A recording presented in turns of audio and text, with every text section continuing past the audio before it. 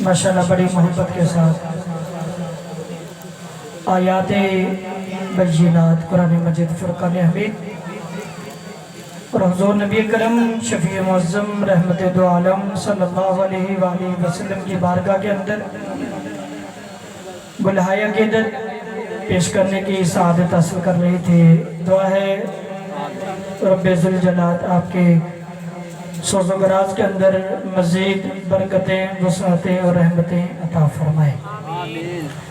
मेरे पास सना खान तो हैं लेकिन अभी पहुँचे नहीं हैं, फिर कुछ टाइम के लिए आप लोगों की समा खराशी में करूँगा। जैसे ही वो हजरात तशरीफ़ लाते हैं तो मैं उनको दावत दूँगा। हज़रत पीर सैयद आले नबी औलाद अली नसीरुद्दीन नसीर चिश्ती गोल्लवी रहमतुल्लाह ताला अलैह आपने कलाम लिखा है। फिर इस दौर के अंदर अजीम लिखने वाले जितने भी हजरात हैं उनमें एक नाम है हाजी मोहम्मद हनीफ नादिश कादरी रहमतुल्लाह ताला अलैह। उन्होंने उसके ऊपर एक तज़मीन लिखी है, उसके चंद अशार हैं वो मैं पेश करता हूँ। कुछ चंद कबल ही आपकी वफ़ात हुई है। बड़े सुखन नवाज थे, अच्छे कलम निगार थे।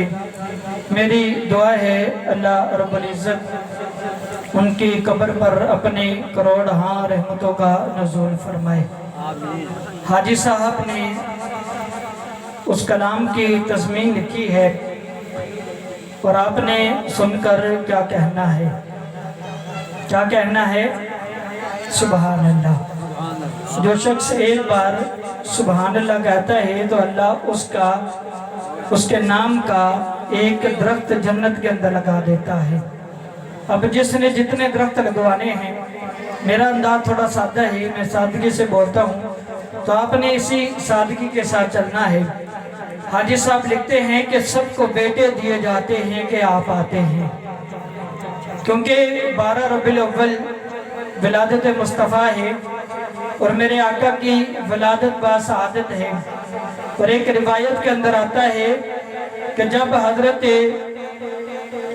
शेख अब्दुल कादिर जीलानी रहमतुल्लाहि ताला अलैह हुजूर गौसे आज़म पैदा हुए, ये आपकी विलादत जिक्र कर रहा हूँ, तो 2 साल तक अल्लाह रब्बुल इज़्ज़त ने उन माओं को बेटे अता फरमाए जिस वक्त हजरत गौसे आज़म रज़ियल्लाहु ताला अन्हु आपकी विलादत बासआदत हुई। तो अब विलादत मुस्तफ़ा है, विलादत मुस्तफ़ा है 12 रबीउल अव्वल। उस दौर के अंदर अल्लाह रब्बुल इज़्ज़त ने जिस दौर के अंदर मेरे नबी इस दुनिया पर तशरीफ़ लाए, अल्लाह रब्बुल इज़्ज़त ने पूरी दुनिया के अंदर जिन माओं को बच्चे होने थे, अल्लाह ने पूरी दुनिया के अंदर तमाम माओं को बेटे अता फरमाए हैं। पूरी दुनिया के अंदर विलादत मुस्तफ़ा का जो वक़्त था, जो घड़ियाँ थी, दिन जो है वो आ रहा था, दिन आ रहा था, रात जा रही थी। विलादत मुस्तफ़ा है। हजरत हाजी हनीफ नादिश कादरी रहमतुल्लाह ताला अलैह लिखते हैं, सबको बेटे दिए जाते हैं कि आप आते हैं, अबर तकदीस के छाते हैं कि आप आते हैं, कुदसी झंडों को लगाते हैं कि आप आते हैं, रास्ते साफ बताते हैं कि आप आते हैं, लोग महफिल को सजाते हैं कि आप आते हैं। अब वो वक़्त भी है, इंशाल्लाह बयान के अंदर वो 3 चीज़ें मैं जिक्र करूंगा जो अभी हाजी साहब ने जिक्र किया है झंडों का। अब दोबारा सुनिए तो मोहब्बत से आपने बोलना है। सबको बेटे दिए जाते हैं कि आप आते हैं, अपर तकदीस के छाते हैं कि आप आते हैं, कुदसी झंडों को लगाते हैं कि आप आते हैं, रास्ते साफ बताते हैं कि आप आते हैं, लोग महफिल को सजाते हैं कि आप आते हैं। لوگ محفل کو سجاتے ہیں کہ آپ آتے ہیں. بڑا پیارا قلم اٹھا کر لکھتے ہیں وادیاں سرو سمن پھول شگوفے گنجے. وادیاں سرو سمن پھول شگوفے گنجے. ندیاں ابر شجر حمد سناتے جرنے. ندیاں ابر شجر ہم سناتے جرنے. آبجو جھیل درخت رنگ برنگے پودے کہکشاں راہ گزر چاند ستارے ذرے سب چمک کر یہ دکھاتے ہیں کہ آپ آتے ہیں. سب چمک کر یہ دکھاتے ہیں کہ آپ آتے ہیں. پھر ایک عالم نگار نے لکھنے والے نے بڑا پیارا شعر نبی کریم صلی اللہ علیہ وسلم کی شان کے اندر لکھتے ہیں کہ زلف دیکھی ہے میرے آقا کی زلف مبارک. لکھتے ہیں کہ زلف دیکھی ہے نظروں نے گدا دیکھی ہے وہ لٹ گیا جس نے میرے آقا کی ادا دیکھی ہے. زلف دیکھی ہے نظروں نے گدا دیکھی ہے وہ لٹ گیا جس نے میرے آقا کی ادا دیکھی ہے. اپنے چہرے کو چھپانا نہ میرے آقا بعد مدت کے مریضوں نے شفا دیکھی ہے. اپنے چہرے کو چھپانا نہ میرے آقا بعد مدت کے مریضوں نے شفا دیکھی ہے. آئیے اب اس بارگاہ کے اندر آپ کو میں لے کے چلتا ہوں. نبی کریم صلی اللہ علیہ وسلم اپنی مسجد سے نکلتے ہیں سفر کرتے ہیں کرتے کرتے مدینے کے اس رستے پر پہنچتے ہیں. یہ شعر یاد رکھیے گا اس کو ذہن کے اندر رکھنا ہے. اس کا جملہ آخر میں آپ کو سمجھ آئے گا کہ زلف دیکھی ہے نظروں نے گدا دیکھی ہے. یہ شعر آپ نے نظروں کے اندر رکھنا ہے. لکھتے ہیں کہ نبی کریم صلی اللہ علیہ وسلم اب گزرے اس رستے کے اوپر آپ تشریف فرما ہوئے تو وہاں پر ایک قافلہ تھا. اس قافلے نے پڑاؤ کیا ہوا تھا. آپ جانتے ہیں کہ پہلے سفر جانوروں کے اوپر کیا جاتا تھا گھوڑوں کے اوپر کیا جاتا تھا اونٹوں کے اوپر کیا جاتا تھا. لوگ کسی جگہ تھک جاتے تو پڑاؤ ڈال لیتے اس کے بعد ٹہرتے کھانا وغیرہ کھاتے کھا کر پھر وہ نکلتے تھے. اب یہی سفر نبی کریم صلی اللہ علیہ وسلم نے بھی کیا ان لوگوں نے بھی کیا. اب وہ قافلے والے وہاں پر بیٹھے ہوئے ہیں. میرے نبی مسجد نبی سے نکلے اس مقام پر پہنچے ان لوگوں کو دیکھا قافلے والے جتنے باپ تھے ان کو دیکھا کہ ان کے پاس بڑے پیارے پیارے اونٹ ہیں. نبی کریم صلی اللہ علیہ وسلم نے لال رنگ والے اونٹوں کو دیکھا تو اونٹ پسند آئے. قافلے والے لوگوں سے پوچھا کہ یہ اونٹ مجھے بیچتے ہو؟ انہوں نے کہا کہ ہم اس کو بیچتے ہیں. اب کتنے پیسوں کے اندر اس کو لوگے؟ نبی کریم صلی اللہ علیہ وسلم کے ساتھ ان کا یہ معاہدہ ہو گیا. نبی کریم صلی اللہ علیہ وسلم نے اونٹ خرید لیے. ان سے فرمایا کہ بات یارو یہ ہے کہ میں صرف سیر و تفریح کے لیے نکلا تھا اور مجھے یہ طلب نہیں تھی کہ میں کسی چیز کو خریدوں گا. نہ میرا ارادہ تھا نہ میرے ذہن کے اندر تھے.